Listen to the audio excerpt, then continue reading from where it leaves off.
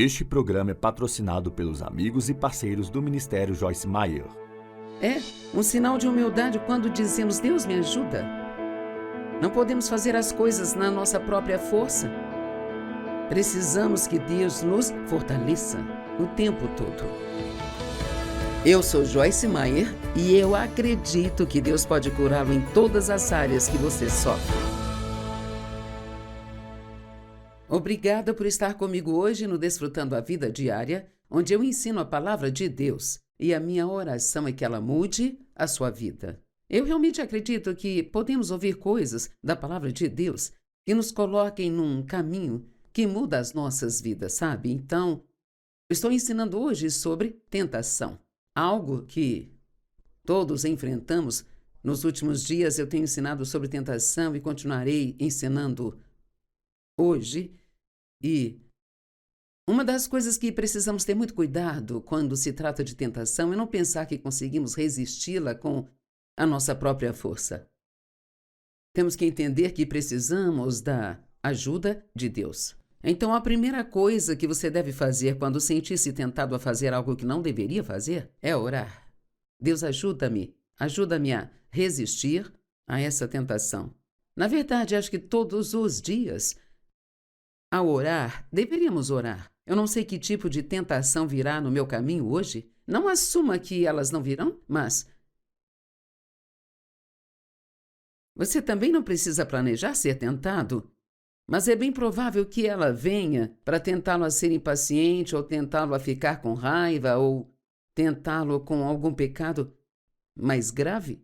Então, ore para que Deus o ajude a ser forte e a resistir à tentação. As fraquezas do crente ou mesmo do descrente são o que Satanás usa para agir contra nós. Tiago 1, 12 a 16. Bem-aventurado, feliz, digno de inveja é o homem que é paciente na provação e permanece firme na tentação. Pois quando tiver sido aprovado no teste, receberá a coroa da vida que Deus prometeu àqueles que o amam. Então, ele está nos dizendo que teremos provações e que teremos que resistir e não ceder. Por causa delas, não nos rendermos a elas. Ninguém, ao ser tentado, diga: eu estou sendo tentado por Deus. Pois Deus é incapaz de ser tentado pelo mal, e Ele mesmo a ninguém tenta. Mas cada um é tentado quando é atraído, seduzido e fisgado pelos seus próprios desejos malignos, cobiças e paixões. Daqui a pouco vamos ver o que significam essas palavras: fisgado, cobiça e paixão. E uma vez que o desejo maligno é concebido, dá luz ao pecado, e o pecado, quando amadurece, gera a morte. É como uma progressão, sabe? Se você for tentado e então não resistir, eventualmente vai acabar pecando, e o pecado traz a morte. Não significa necessariamente que você vai parar de respirar e morrer fisicamente, mas traz um tipo de morte para a sua vida espiritual e para a sua alma. E graças a Deus, podemos nos arrepender dos pecados e ser restaurados. Jesus, Ele é o nosso Redentor, e eu amo isso. Então vamos nos lembrar. Então o desejo maligno, havendo sido concebido, dá luz ao pecado, e o pecado, quando amadurece, gera a morte. Sabe, Satanás nos fisga, ele nos atrai com o seu plano bem arquitetado. Vamos ver o que algumas dessas palavras significam: fisgar, colocar isca numa armadilha, atrair com engano, usado para capturar animais. Tivemos uma infestação de guaxinins este ano e eles estavam destruindo o quintal. Então, nós colocamos algumas armadilhas e colocamos isca, colocamos comida nelas, sabe? Bem, a comida era o que os guaxinins estavam buscando, mas não haveria muita chance deles entrarem, sabe, realmente entrarem nessa armadilha, se não houvesse nada nela para atraí-los, sabe? E o pecado é mais ou menos assim: uma pessoa Não vai simplesmente pecar de propósito se ama a Deus, mas se houver o tipo certo de isca. E aqueles animais tinham uma fraqueza por comida? Então, se tivermos uma fraqueza em alguma área, comeremos a isca? E fisgar significa atrair por engano. É usado para atrair animais. E a carne é frequentemente considerada a parte animal do homem, a natureza inferior daquele que é crente. A isca é um atrativo para atormentar, especialmente com insultos persistentes, críticas, zombarias, provocações e... Alguns sinônimos são importunar, perseguir, cutucar, incomodar, zombar, provocar. Você pode ser uma pessoa bem paciente e não se irritar com facilidade, mas se alguém continuar te insultando e te insultando e te insultando e te insultando, então não. Importa quão forte você seja, há uma chance de acabar ficando com raiva. Então, com certeza, precisamos orar pela ajuda de Deus em todas as áreas. Cobiça é um desejo intenso e descontrolado, um anseio esmagador ou estar obcecado por algo. E nós podemos ter cobiça em muitas áreas. A cobiça não está restrita apenas ao sexo. As pessoas podem ter cobiça por comida, por bens materiais, por dinheiro, por poder, por promoção, por fama. Tem muitas coisas que as pessoas podem cobiçar, sabe? E a paixão é uma emoção poderosa, como o amor, alegria, ódio, raiva ou ganância. E a paixão, se ela estiver direcionada para uma boa área, isso é algo bom? Desde o dia em que Deus falou comigo que eu iria ensinar sua palavra, eu tive uma paixão por isso e foi isso que me sustentou por 48 anos. E durante esses 48 anos, nós trabalhamos realmente muito duro. Fizemos conferências, viajamos para fora do país e fazendo malas e desfazendo malas, entrando em hotéis, saindo de hotéis, sabe? E eu não gostava de toda essa parte, mas tinha tanta paixão para ensinar a palavra que estava disposta a suportar a parte desconfortável para fazer a parte que era boa. Então, a paixão boa é aquela que te impulsiona, que te motiva a concluir um projeto ou continuar com algo, mesmo quando você estiver absolutamente cansado. Mas a paixão ruim é o que nos coloca em muitos problemas. A paixão é necessária para realizar coisas na vida. Quanto mais forte for a paixão, mais a pessoa realizará coisas. Mas também existem paixões erradas, como talvez a de impressionar as pessoas ou por dinheiro, ou por ser o número 1 em um esporte, paixão por comida, ou sexo, ou coisas materiais. Essas coisas podem ser ruins. Tiago 4 fala sobre nossos desejos errados e como tentar obter coisas da forma errada, tentar consegui-las por nossa conta e para nós mesmos. Isso causa tantos problemas na nossa vida, quando o que deveríamos fazer é, se há algo que nós queremos, devemos pedir a Deus e Ele nos dará, se for a coisa certa, nos dará da forma certa e no tempo certo. Tiago 4, 1-3, o que leva à discórdia. Bem, primeiro, para garantir que todos entendam o que é discórdia é disputa, desacordo, discussão acalorada, é uma corrente de raiva por trás. E essa corrente de raiva é o que torna a discórdia tão perigosa, sabe? É quando todos estão sorrindo uns para os outros, mas por detrás existem discórdias acontecendo. Pode ser como quando todo mundo diz glória a Deus na igreja e depois fofocam sobre a vida do pastor quando eles vão para suas casas. Então ele diz o que leva à discórdia, desavenças e brigas. E como os conflitos, disputas e lutas começam entre vocês, por acaso eles não vêm dos seus desejos sensuais, dos seus desejos carnais, que constantemente guerreiam nos membros do seu corpo? Vocês são ciumentos e querem o que os outros têm.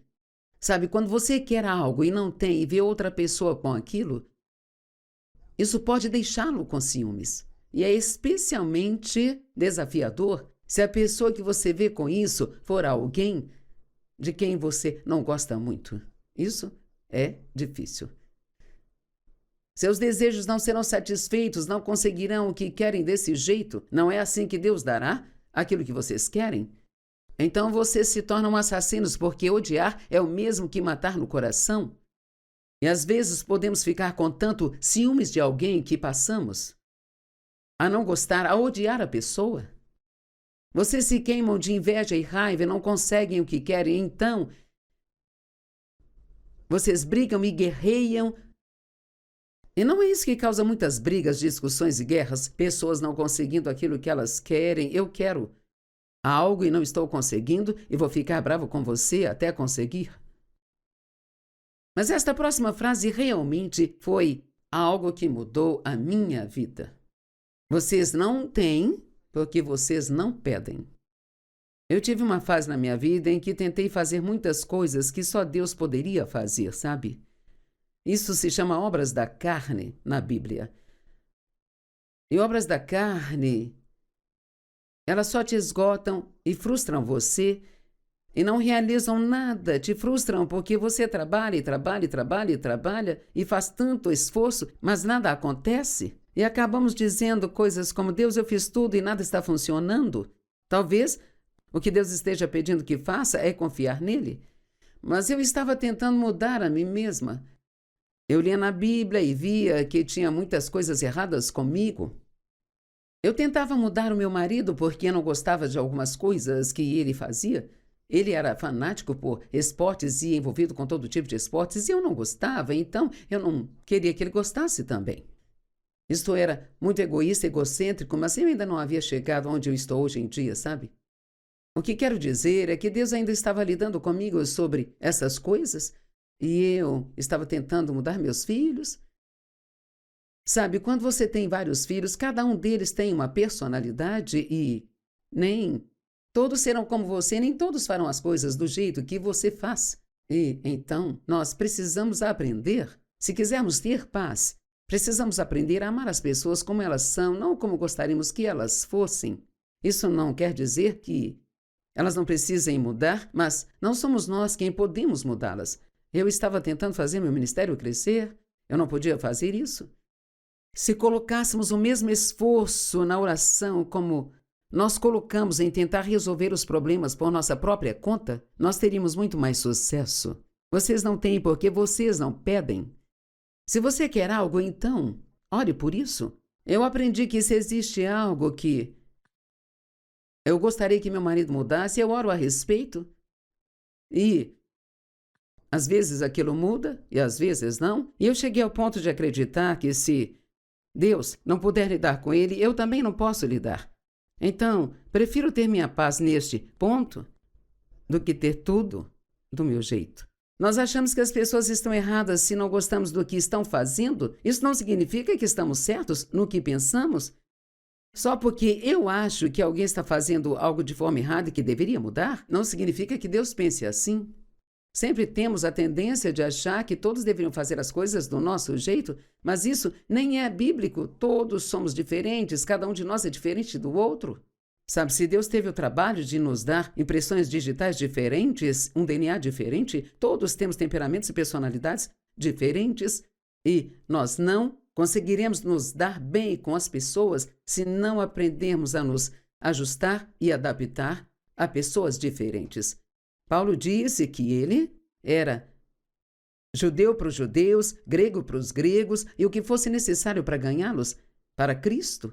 E em Romanos 12 diz que nós devemos nos adaptar, devemos nos ajustar aos outros para que possamos manter a paz. Agora, isso não significa que você deve levar isso longe demais e sempre ceder aos outros só para que você não tenha problemas. Às vezes você tem que se posicionar. Às vezes você tem que resistir às coisas ou conversar com alguém sobre algo.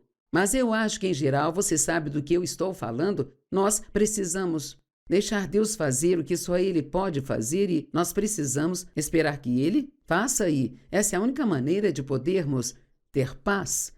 Ele diz, vocês não têm porque vocês não pedem. ou até pedem essas coisas a Deus, mas não as recebem, porque pedem com motivos errados e propósitos egoístas, pois o motivo é gastar o que desejam em prazeres sensuais. Agora eu sei que todos pensaríamos assim: ah, isso não é comigo, eu não sou assim. Mas, sabe, muitas vezes, até mesmo quando nós damos algo a alguém, há um motivo oculto por trás. Nós damos apenas esperando receber algo em troca. Damos esperando um obrigado. Deveríamos dar sem esperar nada em troca, apenas para ser uma bênção e então deixar que Deus cuide de todo o resto. Podemos vencer essas coisas. Podemos vencer a tentação de agir assim? Claro que podemos.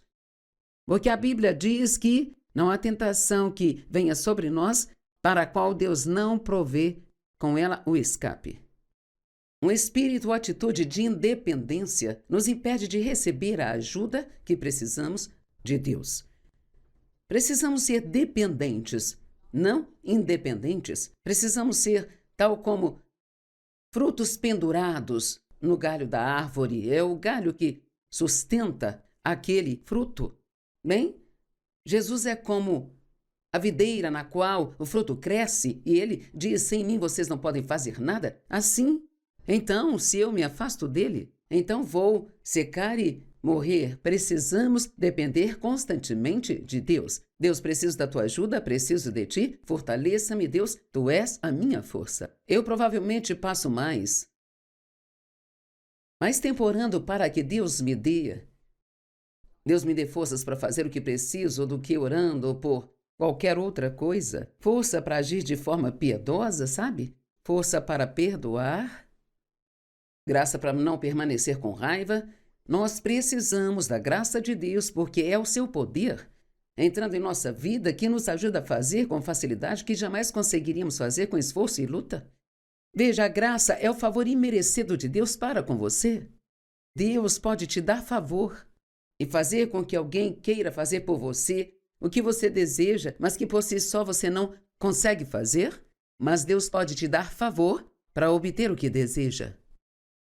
Tiago 4, 5-7 diz assim: ou vocês acham que é sem razão que a Escritura afirma que o Espírito o qual ele fez habitar em nós e anseia por nós, ele tem ciúmes de nós com amor zeloso? Agora, sabe, pode parecer estranho que Deus seja ciumento, mas ele é em seu afeto zeloso para conosco. Ele não quer que nada ocupe o primeiro lugar na sua vida, quer que você o ponha em primeiro lugar. E se o pusermos em primeiro, então ele vai agir de forma extraordinária e fazer coisas incríveis em nossas vidas.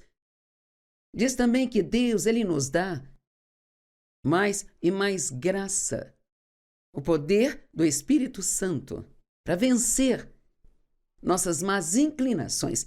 Eu amo isso. Eu tentava mudar a mim mesma, mas minha boca sempre me metia em confusão. Eu tentava ficar quieta, tentava ser isso, aquilo e aquilo outro. Tentava ser doce como a esposa do meu pastor. Eu tentava ser habilidosa como a minha vizinha. E sabe, eu tentava ser tantas coisas diferentes. E Deus nunca iria me ajudar a ser outra pessoa. Você precisa ser você mesmo, porque os outros já têm dono. E que alívio foi para mim quando eu li graça e mais graça.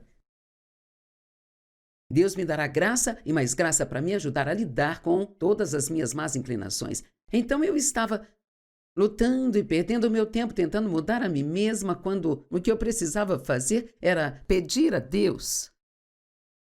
Você não tem porque você não pede. Veja, eu ia à igreja e ouvi uma mensagem, digamos, sobre a boca, e claro que eu me sentia convencida pela mensagem. Eu precisava usar mais sabedoria com as coisas que eu dizia, porque muitas vezes eu dizia coisas que feriam as pessoas ou dizia coisas negativas em vez de palavras positivas, sabe? E assim, eu traçava o meu plano para eu manter minha boca fechada e não me meter em confusão, sabe? E eu ia para casa com esse plano e nunca dava certo, eu sempre falhava. Então eu ficava frustrada. Deus, estou tentando, mas está tão difícil. Mas eu deixava de fora o passo mais importante, a primeira coisa que eu deveria fazer depois de ouvir a mensagem era perceber que ela tinha que ser aplicada à minha vida, era dizer: Deus, me ajuda, não consigo sozinha, mas eu sei que tu podes fazer isso em mim. Isso é muito importante para vocês, porque talvez vocês estejam exatamente onde eu estava há anos atrás, sabe? Tentando fazer coisas que somente Deus pode fazer. Você tem um filho que te deixa louca? Você não pode mudá-lo? Claro que devemos corrigir nossos filhos, mas você sabe que tem coisas que você tem tentado mudar neles e que simplesmente não mudaram ainda? Então, ame-os aonde estão e ore para que Deus faça as mudanças que precisam ser feitas. Ou mesmo se for conversar com eles sobre alguma mudança, ore primeiro para que Deus te dê sabedoria e as palavras certas e mostre o momento certo. Tem momentos em que eu preciso conversar com meu marido sobre coisas que eu sei que não será fácil para conversar Então eu sempre oro para que Deus me mostre o momento certo e que eu espere até sentir no meu coração que aquela é a hora certa e tudo flui bem melhor quando eu faço isso. Ele nos dá mais graça para vencer nossas más inclinações. É por isso que a Escritura diz que Deus resiste aos orgulhosos, mas Ele dá graça continuamente aos humildes, aos que são humildes o bastante para recebê-la. Veja, é um sinal de humildade quando dizemos: Deus, me ajuda. Não podemos fazer as coisas na nossa própria força. Precisamos que Deus nos fortaleça o tempo todo. Antes de começarmos essas gravações hoje, nós oramos juntos aqui no estúdio, pedindo que Deus nos ajudasse e nos desse as palavras certas para dizer a vocês aquilo que precisam ouvir hoje. Eu sempre oro para que Deus tire de mim o que talvez nem eu saiba que alguém precisa ouvir, sabe? Nós oramos para que os equipamentos funcionassem bem, para que as pessoas que operam os equipamentos façam tudo corretamente. Eu não tenho a menor intenção em fazer nada assim antes de pedir a ajuda de Deus, porque eu sei que se Ele não me ajudar, então tudo vai ser uma grande bagunça. Você se esquece de incluir Deus nos seus esforços para fazer as coisas acontecerem? Se sim, corrija isso agora mesmo. Até mesmo agora você pode dizer a Deus: percebo que tenho te deixado de fora e preciso da tua ajuda. É aí que Deus fica com ciúmes quando esquecemos dele e achamos que conseguimos sozinhos, sabe? E o próximo verso diz: sujeitem-se a Deus, resistam ao diabo e ele fugirá de vocês. Gostamos de citar só metade do verso e dizer: resista ao diabo e ele fugirá. Mas está escrito: sujeitem-se a Deus, resistam ao diabo e ele fugirá. Mas é na nossa submissão que nós encontramos a força para resistir ao inimigo. E sabe, Deus colocou algo no meu coração há muito tempo: resistir ao diabo nem sempre significa resistir à provação. Significa resistir a agir como o diabo em meio à provação. O que Deus quer é que sejamos estáveis e demonstremos o fruto do Espírito mesmo nos tempos difíceis. Sujeite-se a Deus, busque-o. Peça-lhe ajuda, humilhe-se e reconheça que você não pode ser forte sem Ele. Romanos 8,37 diz: em todas estas coisas nós somos mais do que vencedores por meio daquele que nos amou. Por meio dele. Então a nossa força está nele. Eu posso todas as coisas por meio de Deus, que é a minha força. A Bíblia não nos diz para trabalharmos pela nossa salvação, ela é um presente de Deus. Efésios 2, 8 e 9 nos diz claramente que é pela graça que somos salvos por meio da fé. É um dom de Deus, não vem das obras para que ninguém se glorie. E que linda a Escritura. Mas da mesma forma que somos salvos, é como nós devemos viver. E quando nascemos de novo, quando somos salvos, quando recebemos Cristo como nosso Salvador, Uma semente de tudo o que precisamos para viver uma vida piedosa ou para sermos transformados à imagem de Cristo é plantada em nosso espírito, porque o Espírito Santo vem habitar em nós. Então, gosto de dizer que nos tornamos grávidos de tudo o que Deus é, mas estar grávido não significa que demos à luz. Existe um tempo de crescimento, existe um tempo de aprendizado e amadurecimento, e não trabalhamos pela nossa salvação, mas há uma escritura em Filipenses 2, 12 e 13, que diz que devemos desenvolver a nossa salvação com temor e tremor. Eu vou ler para você na versão amplificada, é um pouco longa, mas tente acompanhar e entender isso aqui.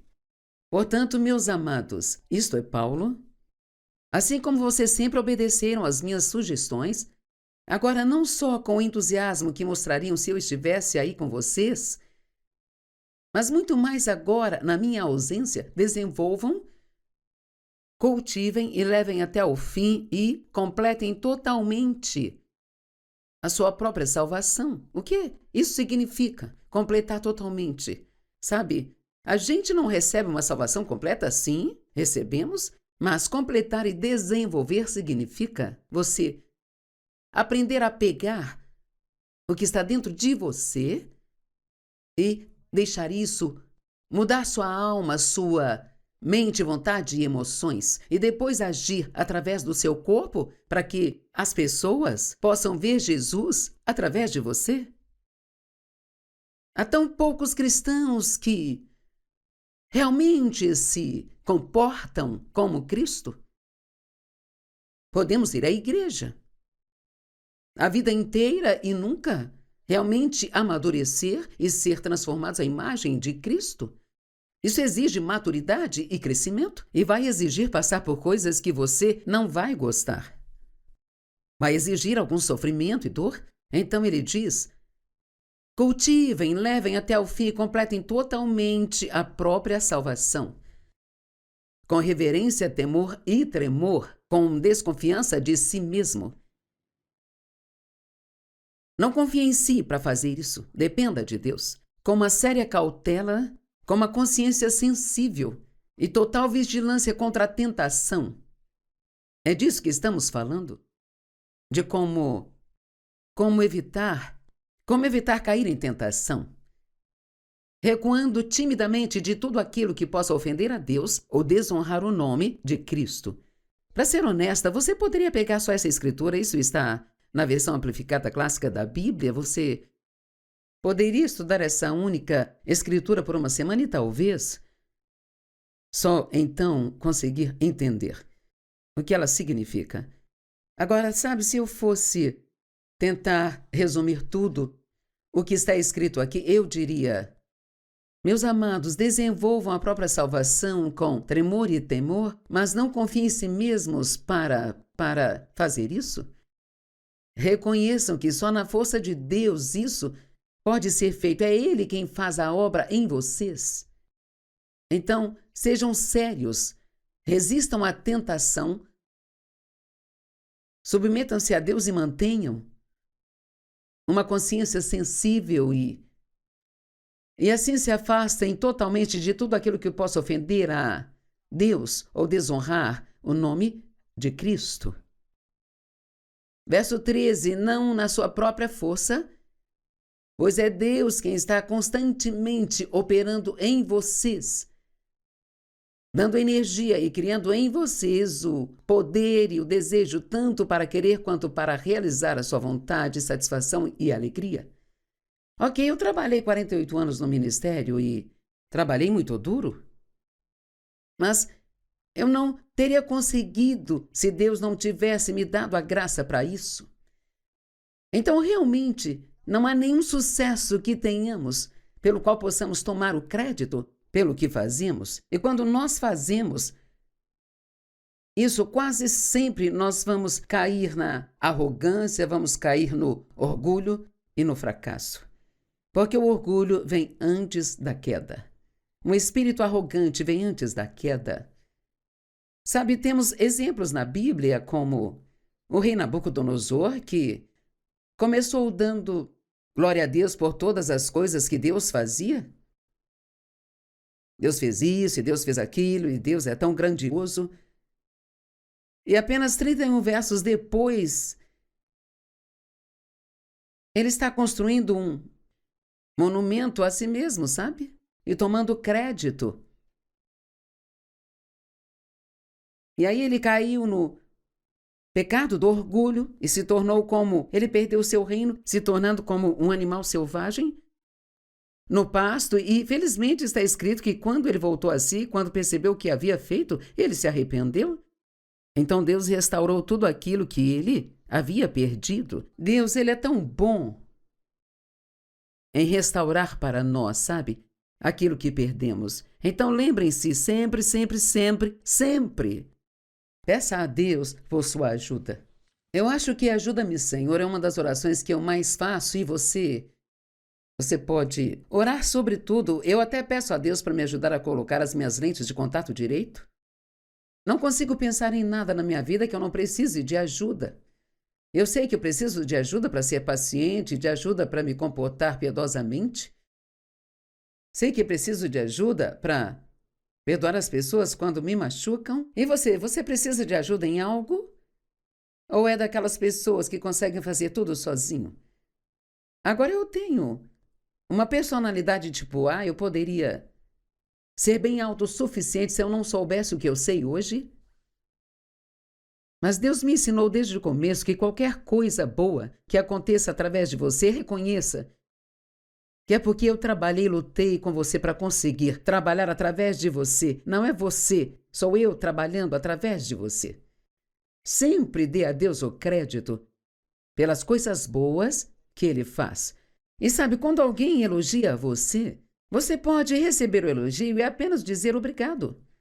Não precisamos dizer, não, é Deus, não sou eu. Apenas diga obrigado, mas depois certifique-se de dar o crédito a Deus quando estiver sozinho. Corrie ten Boom disse que cada elogio que ela recebia, ela considerava como uma rosa num buquê. E ela colecionava o buquê o dia inteiro, mas no fim do dia ela dava o buquê a Jesus. Eu acho isso maravilhoso. O Senhor Deus é a nossa força. Ele nos torna capazes de caminhar e progredir mesmo durante os tempos difíceis. Abacuque 3 fala de um animal chamado corça, C-O-R cedilha A. Ele é um tipo de cervo cujos pés são formados de uma maneira especial que permite que ele suba rapidamente uma montanha. E a Bíblia diz: o Senhor Deus é a minha força, a minha coragem pessoal, meu exército invencível. Ele faz os meus pés como os da corça e me faz andar, não ficar parado de medo, mas andar e fazer progresso espiritual. Ouça isso, nos meus lugares altos. Quais são seus lugares altos? Problema, sofrimento e responsabilidade. Uau! Bem, a maioria de nós não pensaria que isso é um lugar alto, pensaríamos que é um lugar baixo. Mas ele diz que quando você tem um problema, quando você está sofrendo ou assumindo responsabilidade extra, se você puder ser como essa corça, então você pode ser estável e continuar progredindo, sabe? Veja, a corça, ela é estável, mesmo em terrenos rochosos onde a maioria das pessoas cairiam. É isso que Deus quer do seu povo. Ele quer que nós mostremos sua força ao mundo, deixando-a operar através de nós. Ele quer que verbalmente demos a Ele o crédito. Isaías 40:31, uma escritura tão linda na qual meditamos muito e provavelmente a maioria já conhece, sabe? Os que esperam no Senhor renovarão as suas forças. Subirão com asas como águias, correrão e não se cansarão, andarão e não se fatigarão. Sabia que a palavra esperar, na verdade, é traduzida como esperança? Em muitas traduções diz os que esperam no Senhor. Esperar em Deus, para algumas pessoas, parece algo passivo em que você só senta e espera. Não é disso que se trata? Você pode estar inativo fisicamente, mas deve estar muito ativo espiritualmente. Esse é o momento para orar, confiar em Deus. E a esperança é uma parte tão importante disso, porque quando você está esperando que Deus faça algo em sua vida, você não pode se tornar sem esperança. E o tipo de esperança que Deus nos oferece não é o mesmo tipo de esperança que o mundo oferece, onde eu espero que aconteça, mas talvez sim, talvez não. Não. O tipo de esperança de Deus é uma esperança que espera que Deus faça algo incrível. Expectativa de que algo bom vai acontecer a qualquer momento. Agora veja, se você viver assim, vai estar feliz na maior parte do tempo, porque a maioria da nossa infelicidade vem de pensamentos errados, de pensamentos que nos colocam sempre para baixo, sabe? Talvez você tenha chegado ao fim de alguma coisa, mas nunca é tarde demais para sonhar novamente, nunca é tarde demais para ter um novo sonho ou uma nova visão, nunca é tarde demais para recomeçar. Se você ainda está vivo neste planeta e respirando, Deus tem um propósito para você. Sim, Deus tem um propósito para você. E talvez alguns de vocês tenham chegado ao fim de algo, talvez alguém que amava tenha morrido e agora você se encontra sozinho.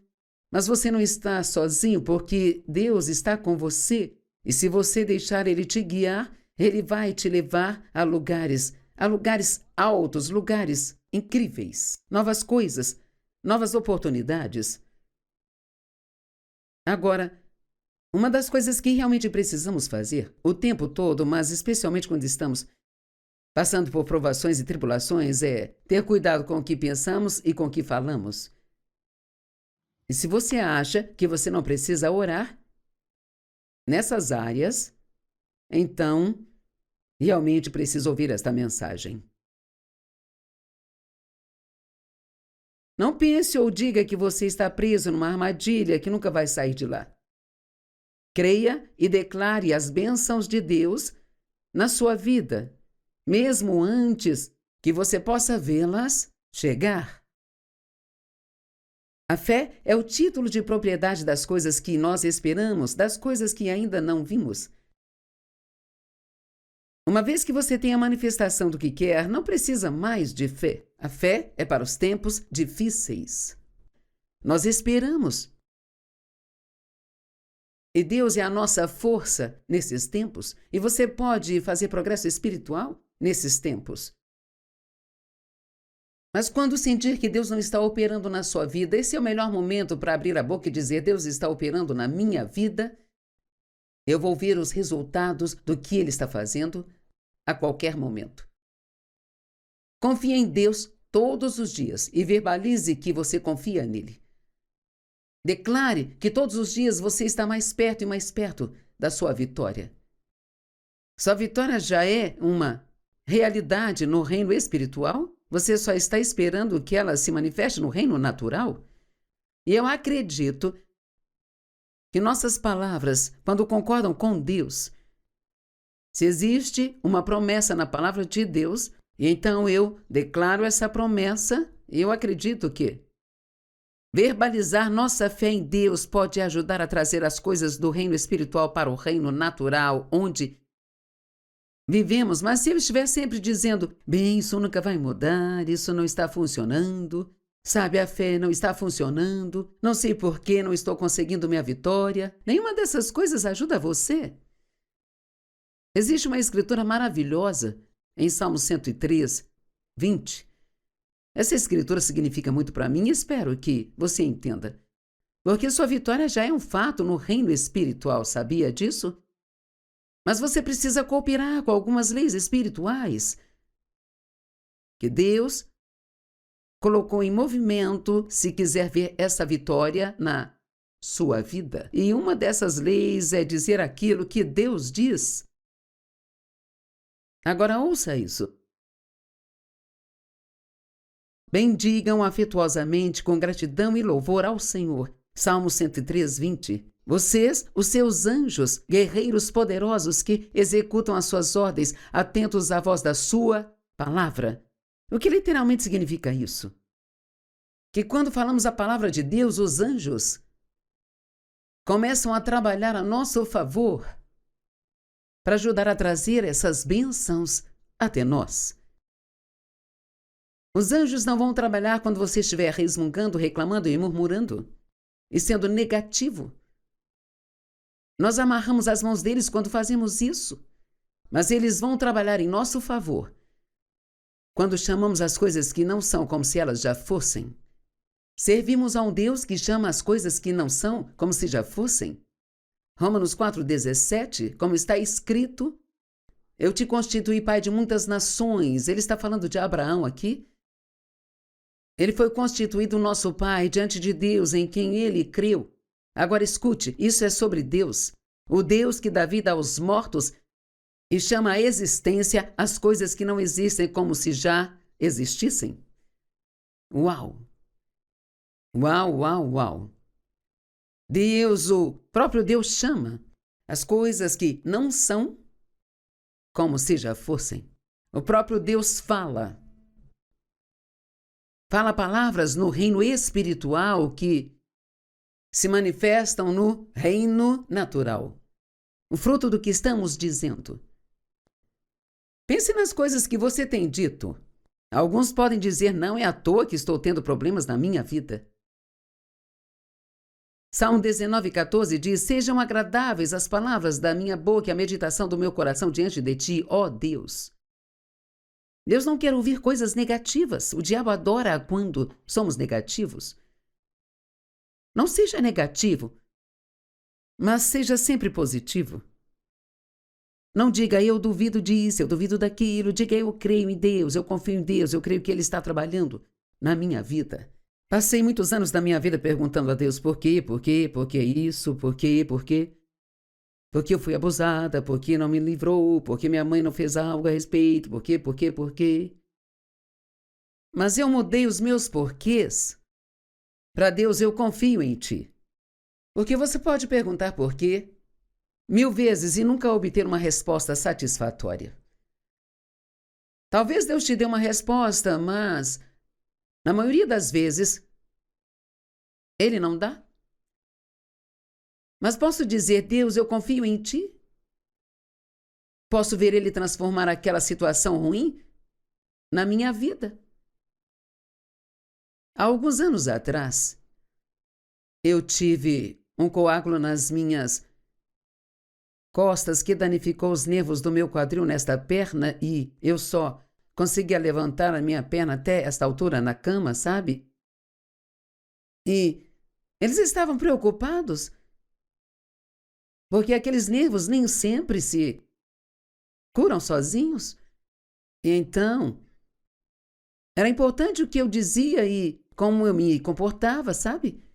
E me puseram no hospital de reabilitação e uma das primeiras coisas que eu disse foi, Deus me ajude a agir direito. Quero ser uma boa testemunha de ti, não quero ficar rabugenta, irritada, não quero começar a ser má com as pessoas, nem sentindo pena de mim mesma. Me ajude a ser como aquela corça nos altos montes que continua fazendo progresso espiritual, mesmo em tempos de dificuldades. Fiquei boa o bastante para voltar para casa com o andador, mas como eu sou um pouco tola, tentei atender o meu celular enquanto eu estava no andador e o telefone estava lá atrás. Eu estiquei a minha mão para pegá-lo e então eu caí e quebrei esta perna. Não a perna, mas o osso da fíbula da minha perna inferior.